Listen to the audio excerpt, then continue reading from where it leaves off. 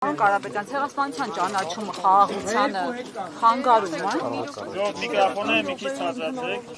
Կարգերով դեմը կանգնեք։ Օրվա խորհրդին Արոն Կարապետյան, Մեր երկի առաջ երկու այլ ընտրանք, հա։ Առաջինը ինչպես առաջարկում է իշխանությունը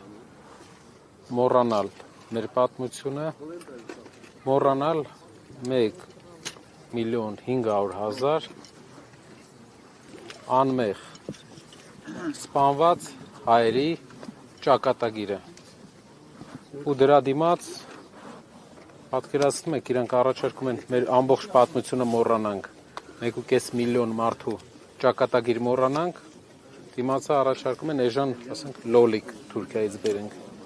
որն է մեր գնահատանքը ընդհանուր մենք մեր հանդեպ մեր որպես ազգ մեր ազգային ինքնասիրության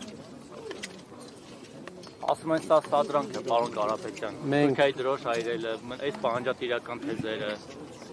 նոր պատերազմ են բերելու սրանով։ Մեր պահանջը ցեղասպանության ճանաչումն է։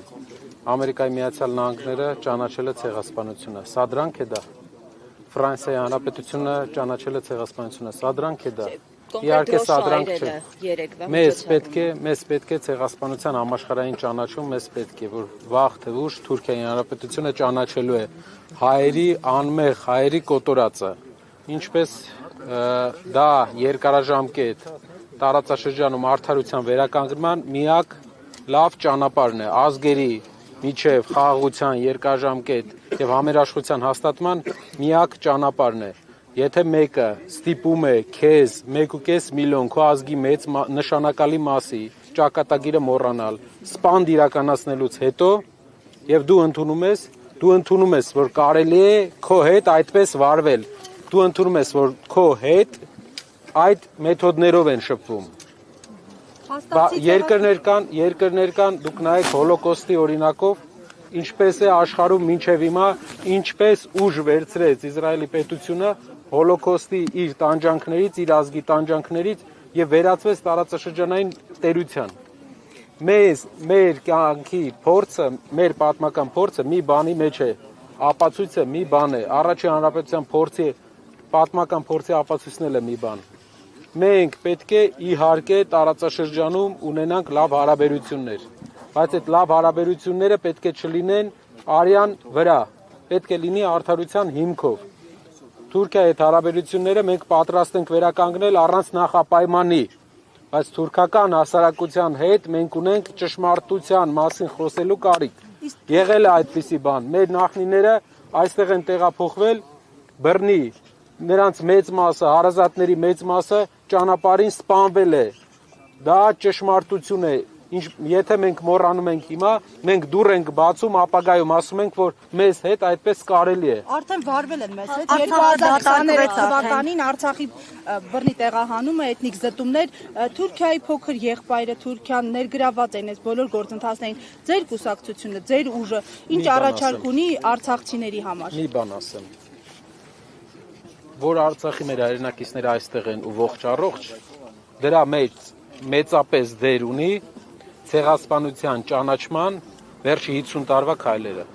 որովհետև Ադրբեջանի նախագահը ամեն դեպքում կպահել է սահմանափակման մեջ իր նկրտումները եւ մեծի մասամբ մեր հայրենակիցների ֆիզիկական անվտանգությունը մինչև Հայաստան վտանգի տակ լինելով նրանք հասել են Հայաստան։ Սա ապացույց է, որ ցեղասպանության ճանաչումը ունի երկու կարևոր հիմնաքար։ Առաջինը ապագայի համար կանխարգելում, որպեսզի մենք ունենանք, հետագայում չունենանք այդպիսի մեր պատմության մեջ այդպիսի իրադարձություններ։ Իմանան, որ ով անում է պահանջատեր ենք մենք, երկարաժամկետ 100 տարի անցնի, 130 տարի անցնի, մենք լինելու ենք պահանջատեր։ Ծրագրի մասին, արցախցիների մասին չխոսեցիք։ Հայոց ցեղասպանության ճանաչումը միջազգային խաղացողների համար, այսպես ասած, իրար դեմ պայքարի գործիք է եղել։ Նա մատնանշում է, որ մեր տարածքը 29743 քառակուսի կիլոմետր է, թեր բնակեցված է։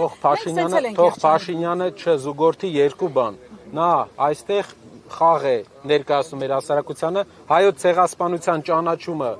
եւ տարածքային նկրտումները երկու տարբեր բաներ են։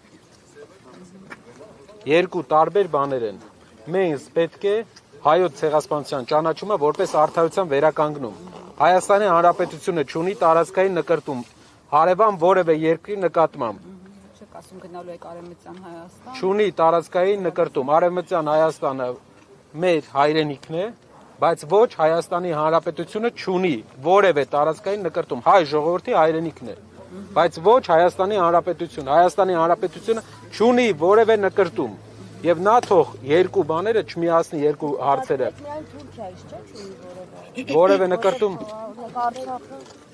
ասեմ։ հարցեցիք հարևաններ։ Այո, բոլոր հարևաններից Հայաստանի Հանրապետությունը չունի նկրտում։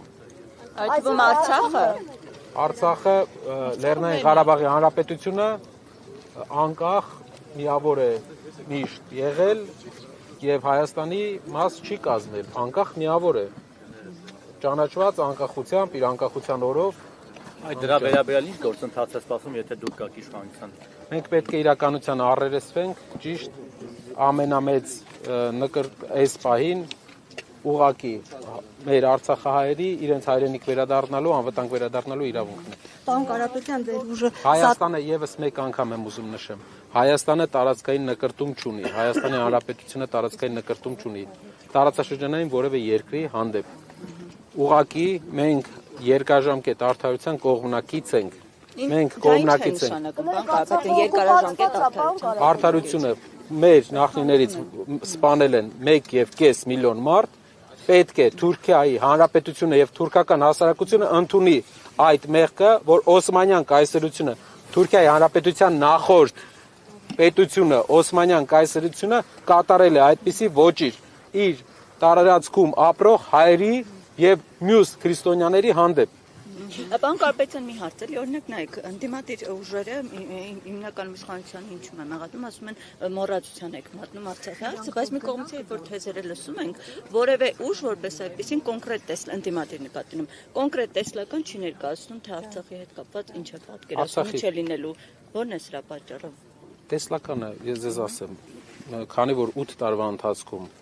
Արցախի հայերի իրավունքների կարգավիճակի քննարկումները իջել է միայն վերադարձի իրավունքի մակարդակի, մեր երկրի, մեր ժողովրդի հիմնական նկրտումը, որ հայերը